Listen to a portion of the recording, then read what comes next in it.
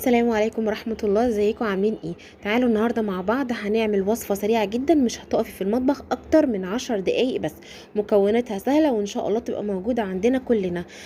إيه بجد الوصفة بتاعت النهاردة هتعجبكم جدا جدا، وسهلة وسريعة ومش هتاخد وقت خالص في وقفة المطبخ.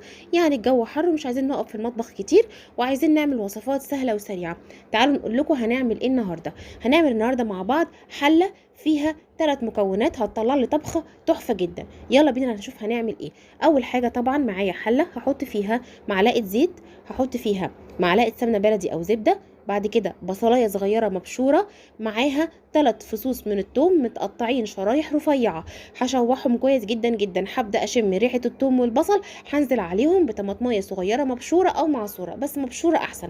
هسيبها تتسبك شويه 5 دقايق مش اكتر، وكمان اقل على فكره من 5 دقايق لان هي صغنطوطه خالص. خلاص هتبقى باللون اللي انتوا شايفينه ده. هنزل عليها بمكعبات الفراخ، سواء بقى صدور او بانيه. بتجيبيه وبتغسليه وبتصفيه وبتقطعيه مكعبات وبتنزلي بيه على الزيت والسمنه. هحط التوابل بتاعتي اول ما الميه تطلع منها.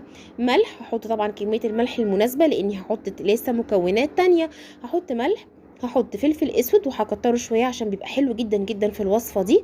هحط ايه تاني؟ هحط كده مكونات الفراخ اللي دايما بتبقى معاها: بابريكا او شطه، كركم، كاري، بهارات فراخ، وسنه قرفه صغيره. بس كده. هقلب كل التوابل الحلوه دي مع الفراخ والبصل والثوم، وهسيب الفراخ تشرب شويه من ميتها بس ما تنشفش.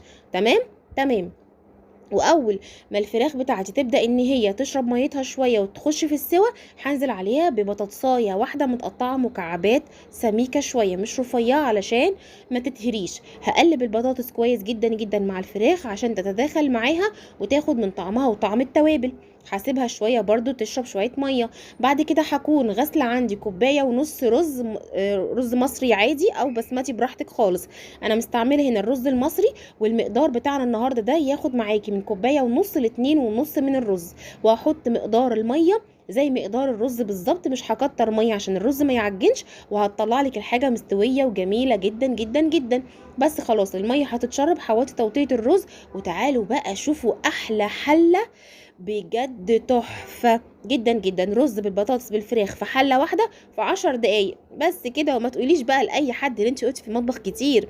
وبالف هنا وشفا. ان شاء الله تجربوها وتعجبكم. مستنيه ارائكم وكومنتاتكم. شير كتير. والسلام عليكم ورحمه الله وبركاته اعزائي.